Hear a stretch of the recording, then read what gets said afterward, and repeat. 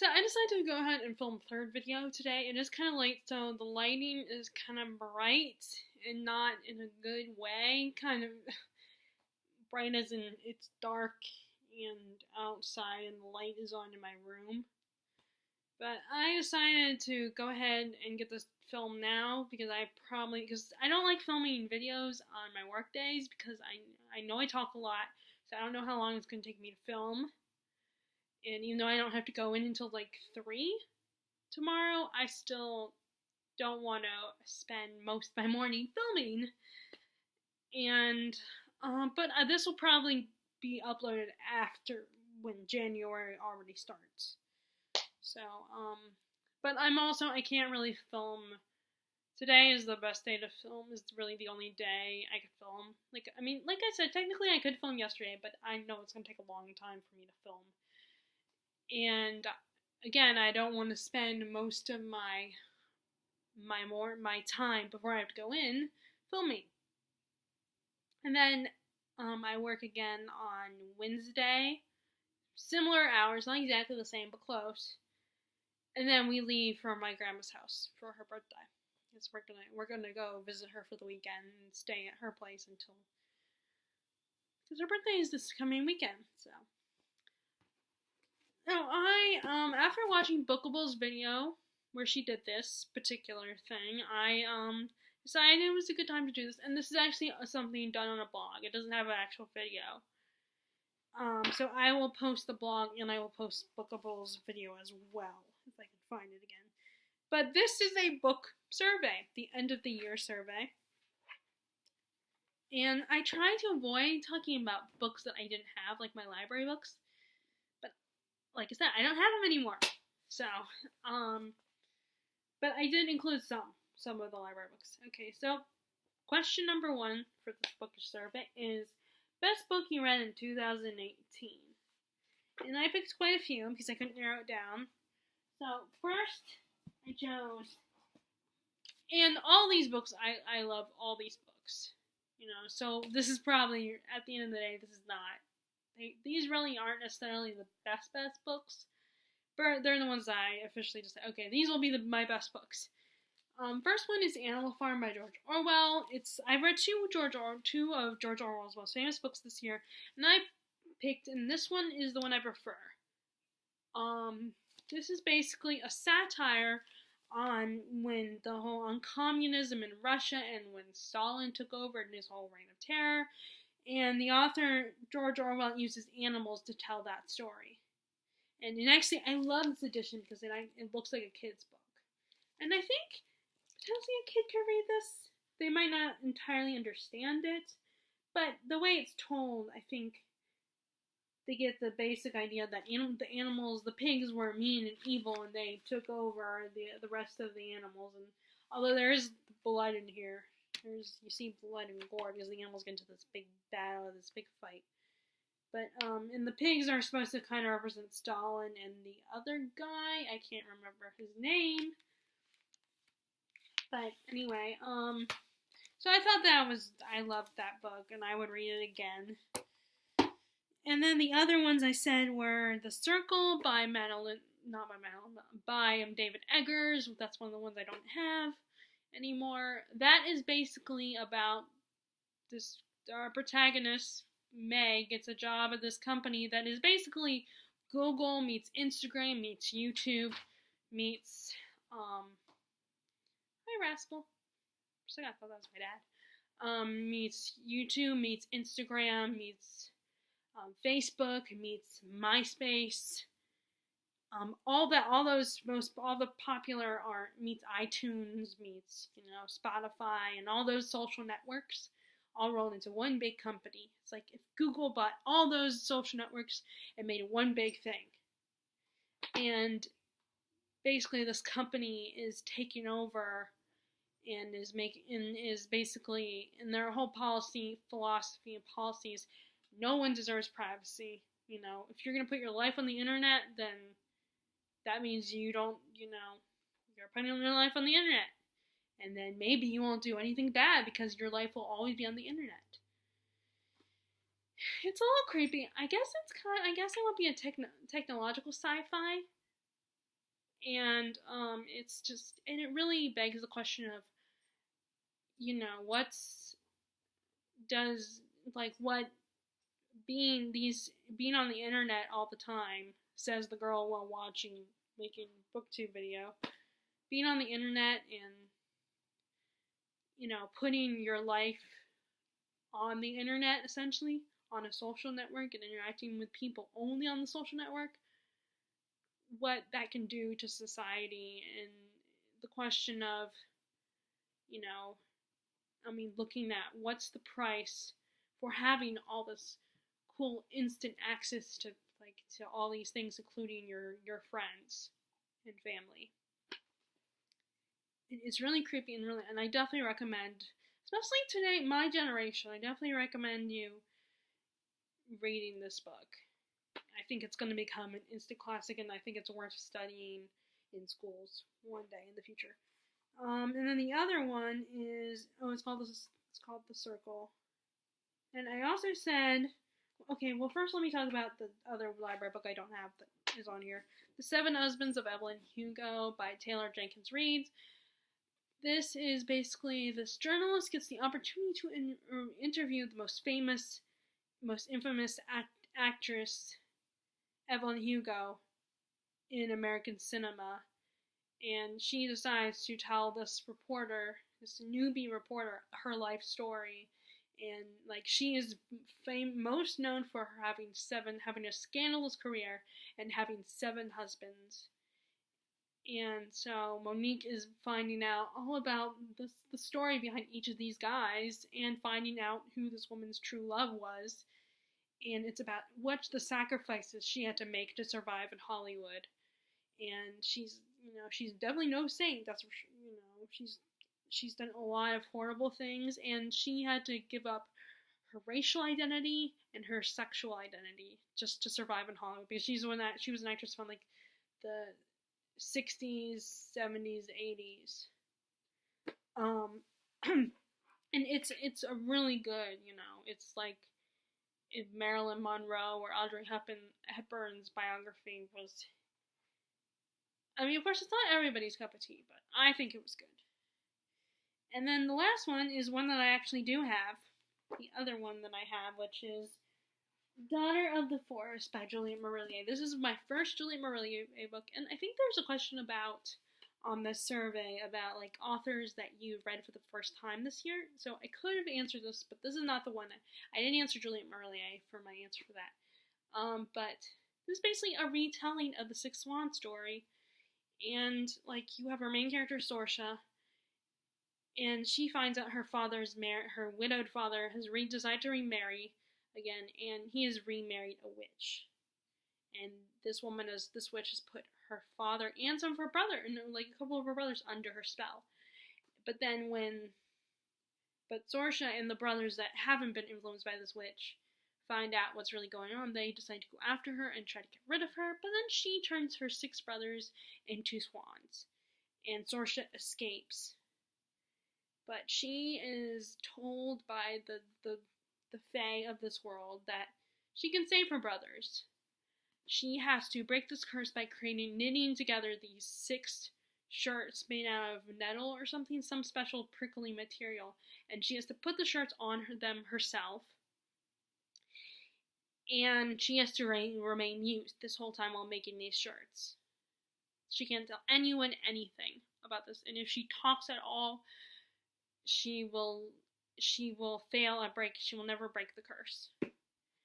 So it's all about her doing that and hiding out in the forest, in this cave, and eventually at one point she gets raped when the fae tell her it's time for her to move on and leave this place.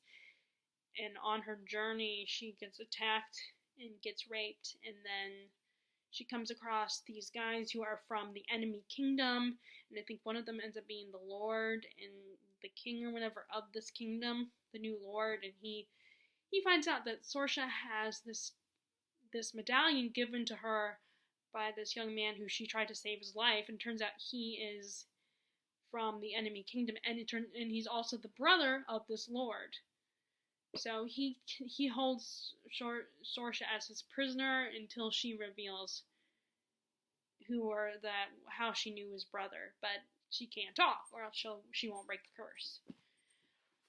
And this is very much a slow moving story. It's not, it's not super fast paced. It's still very interesting and a beautifully written story.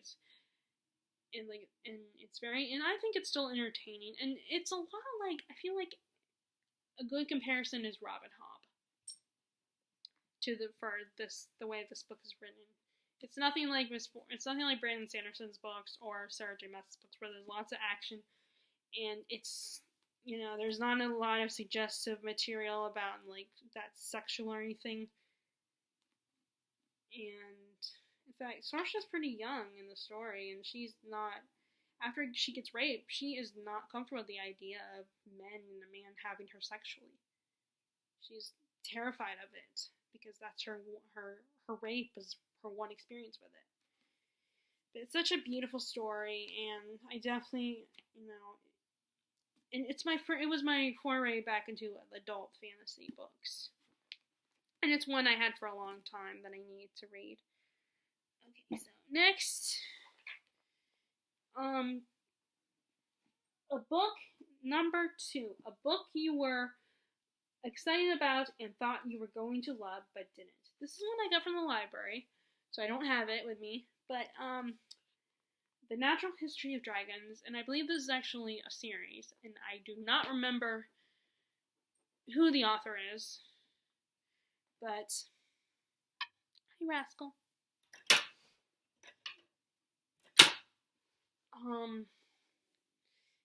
But this is essentially about this woman who's a scientist, and it's in like an alternate universe, and she studies dragons for a living.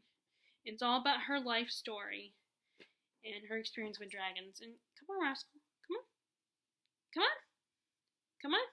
get up here. And I thought I would like it, but really, it was kind of boring. It was just not the most exciting book. It was very sciencey in its telling, and I know there's a lot, and I do believe it's a series, but obviously I'm not going to continue with the series, because I ended up DNFing the book.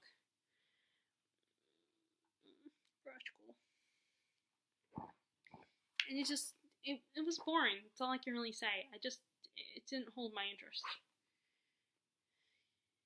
Okay, question number 3. Most surprising book this year, in a good way or a bad way. And that is the one I picked for that, again, is Daughter of the Forest. So I guess since I just talked about it, I don't need to really say anything. I really loved this. I loved the writing and how the story was told. And I was worried I would lose interest in it, but I didn't. And it's one of those rare times where I actually where I read it the whole way through. I didn't take a long break in between readings. And I definitely want to read, because this is part of a trilogy, now I think she's written a 4th book. But it's also one that it's a standalone. This has a complete story in it. You can read this. You can read this and not read the rest of the books.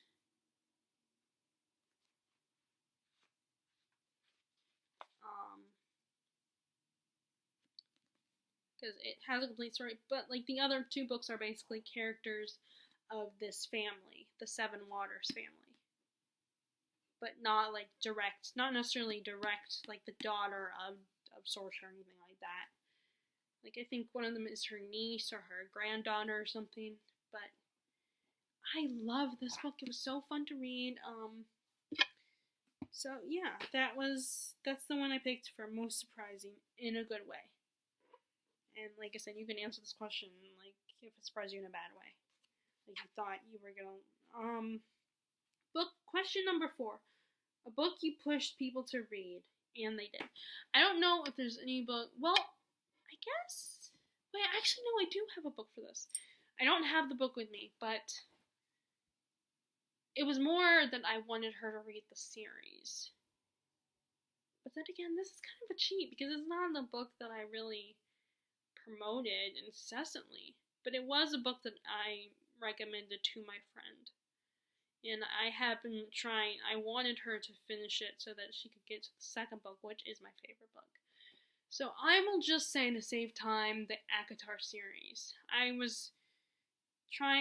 love that series. I know Sarah J. Maas has her flaws in her writing. Her books aren't perfect. They're just more fun and thrilling and everything. They're not literary masterpieces or anything. They're just fun. And, I got my best friend Terry from Florida, to read A Court of Thorns and Roses, and she hasn't finished it because I made the mistake of telling her there was a bit of that. The guy in the first book is not the guy who she ends up with, and Terry will and she doesn't like love triangles like most people.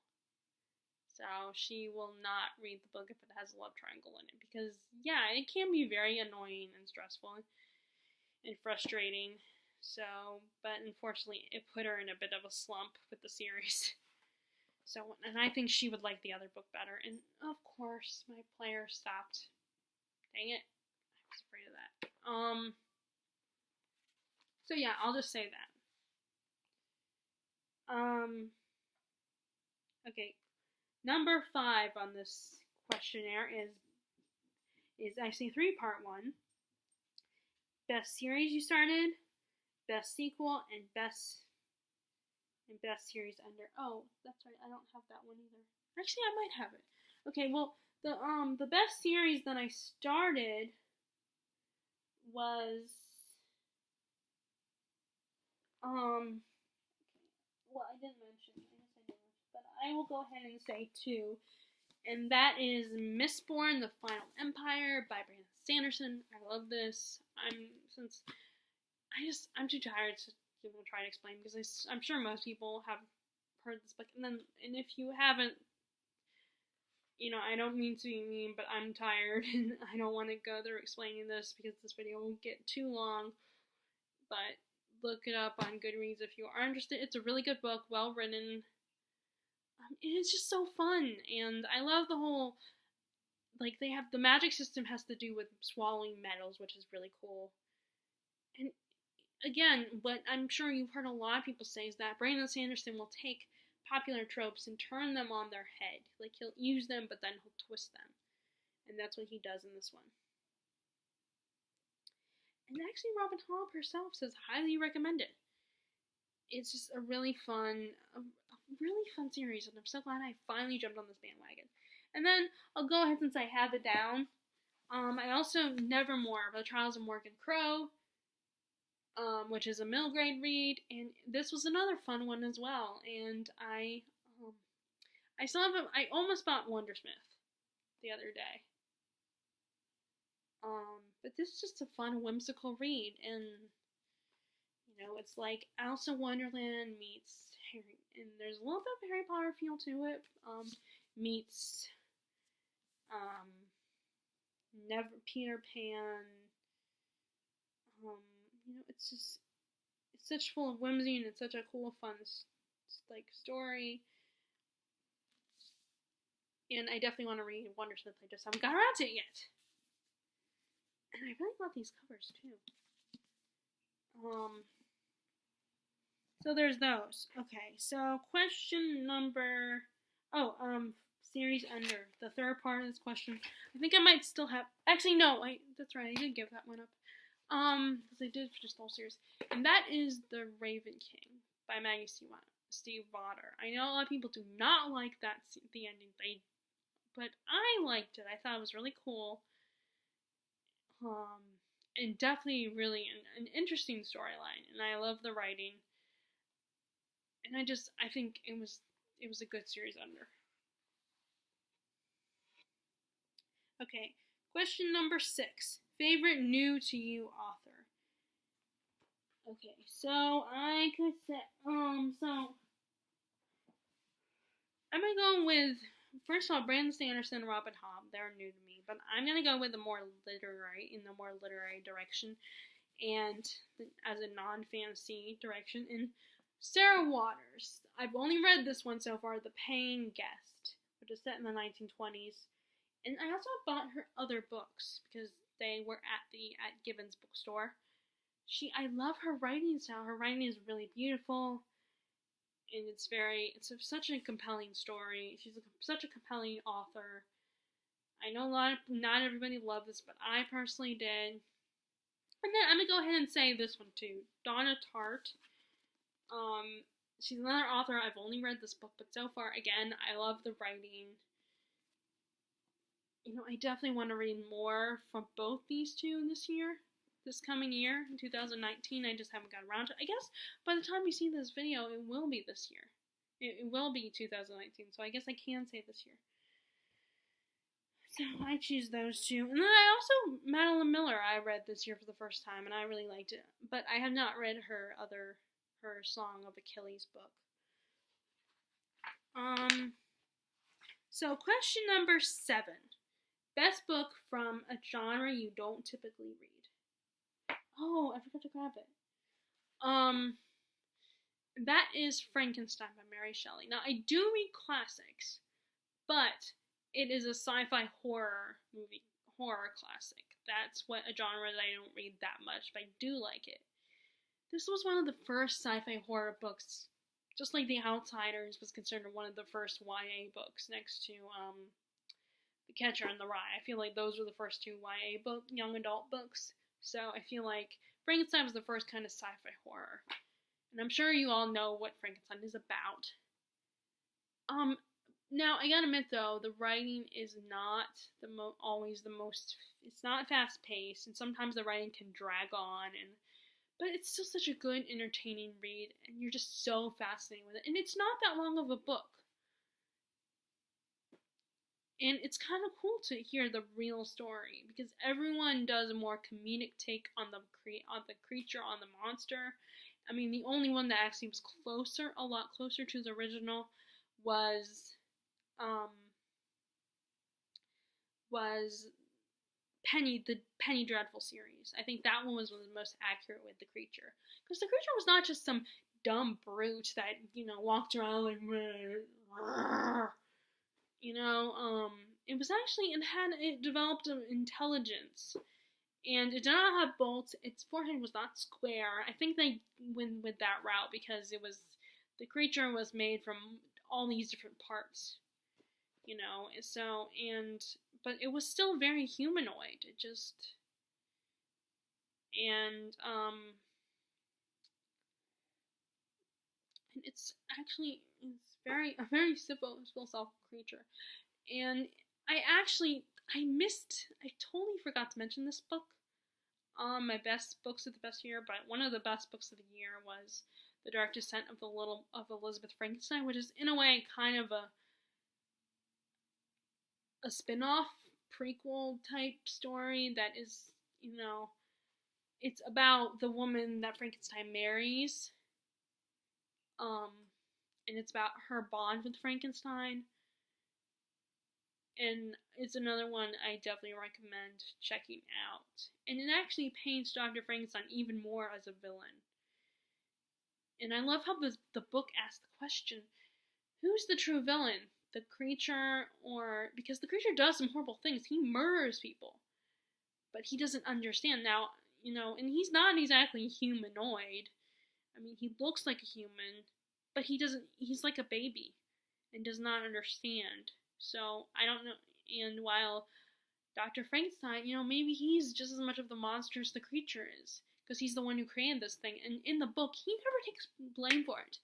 He never takes credit for his mistake. He's like, he's always just blaming the creature, and he's the one who created the creature. He's the one who put himself in this position.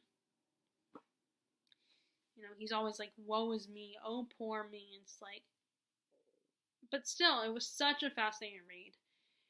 And it was really creepy, too. And like I said, it's a genre that I don't normally read. I don't read that often. Most action-packed, thrilling, unputdownable book of the year. Now, I almost said Mistborn, but I decided... oh, wait a second. I forgot. Back to question 5. I did not say what the best sequel was.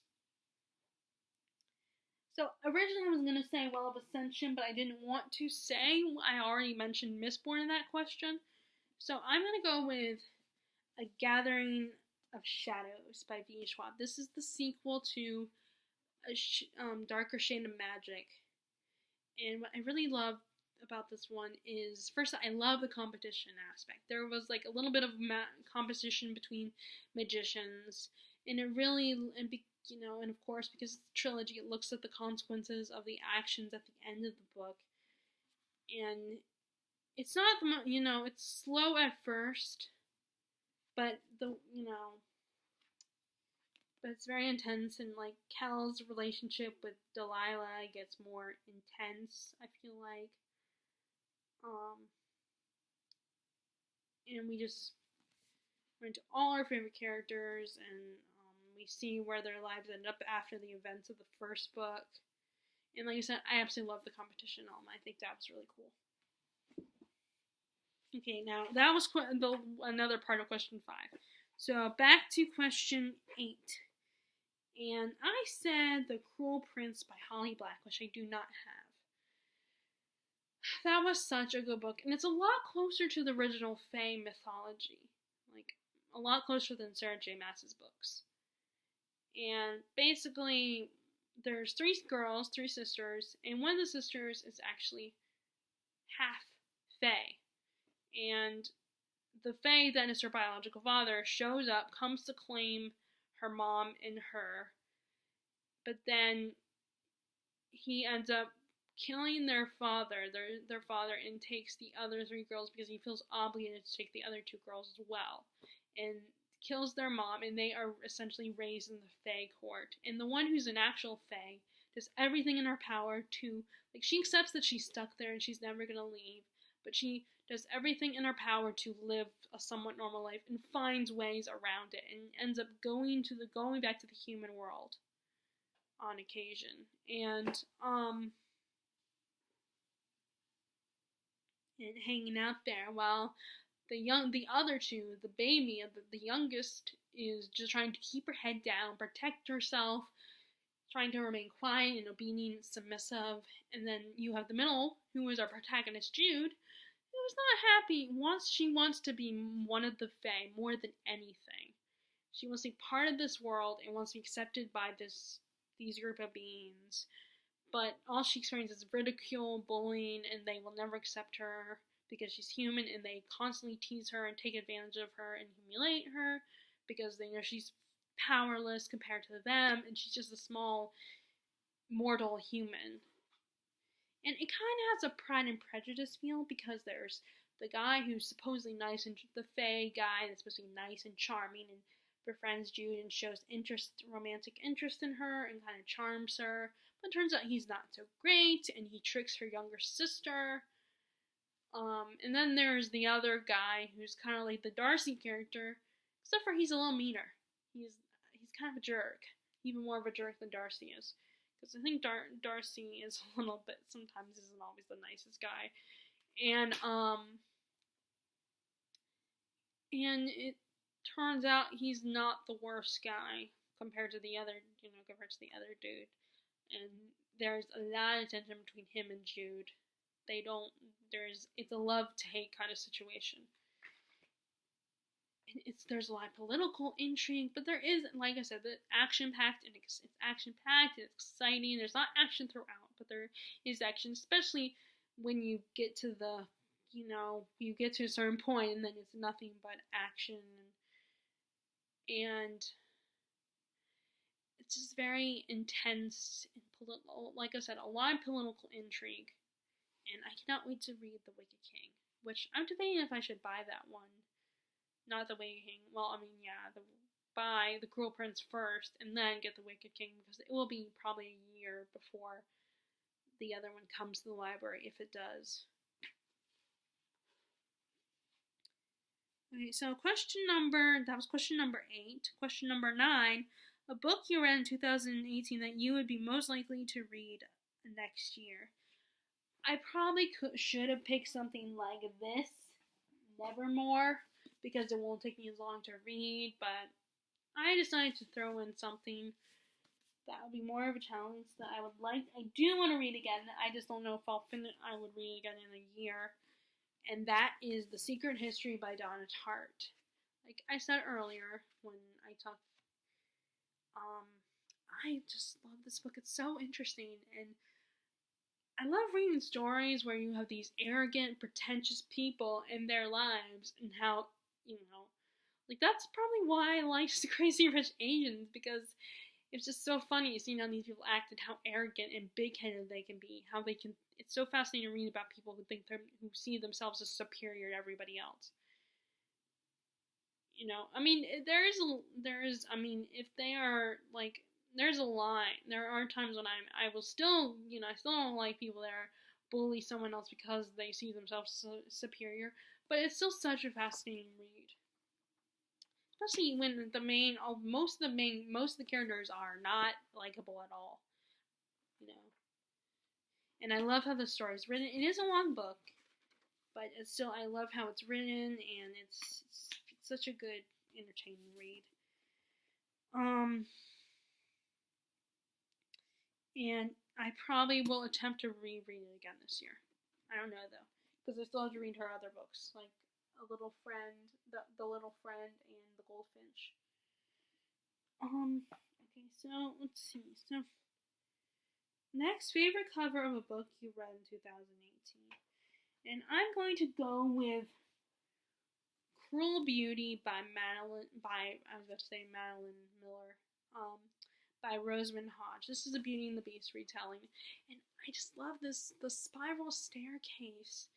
If you can see it, the spiral staircase going down, mixed in with the rose design I love it. It's so beautiful and so cool.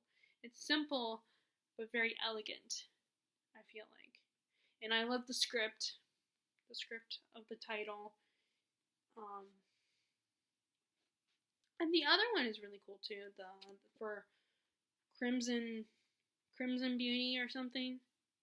I think that's what it's called. It's a Little Red Riding Hood retelling. Okay, so next, number 11, most memorable character of 2018, and then I'm gonna say, the title character in this book, Circe, by Madeline Miller. This is actually about the witch from the Odyssey, the one who turned the guys into pigs. She kept Odysseus on her island for a year. And I just think she's such a strong female character. And I feel like even though she was a goddess and a witch, she was still very relatable. Like, I think a lot of people can relate to the wanting to be accepted by their peers, whether they are their family or just their friends. And everybody can relate to the insecurities we all feel. And I mean, fortunately, not all of us have the kind of powers that she does. And you feel so bad for her, but she comes out so strong and confident by the end of the story. And I loved reading her story, even if it wasn't like even if we don't really know what her story is, because this is Madeline Miller's interpretation from the little bit of information we get, because of course the Odyssey is Odysseus' story. But I love how she basically took the little bit of information from the Odyssey and put it in this book and elaborated more on it. Like I said, Circe is just a fascinating woman, female character, and you gotta admire her. She kind of reminds me of Evelyn Hugo in a way. Okay, so the last question is most beautifully written book read in 2018, and I went ahead and said The Secret History. Like I said, I love reading this and just getting lost in the words of this book. And I really could as I read it, I could really picture what is going on, because she is so good at describing things and describing what's going on and really nailing these characters and who they are as people. And like I said, I just loved getting lost in this book. and getting lost in the minds of these characters. So if you want to answer these questions again, I will put Bookables' video on here, and I will also put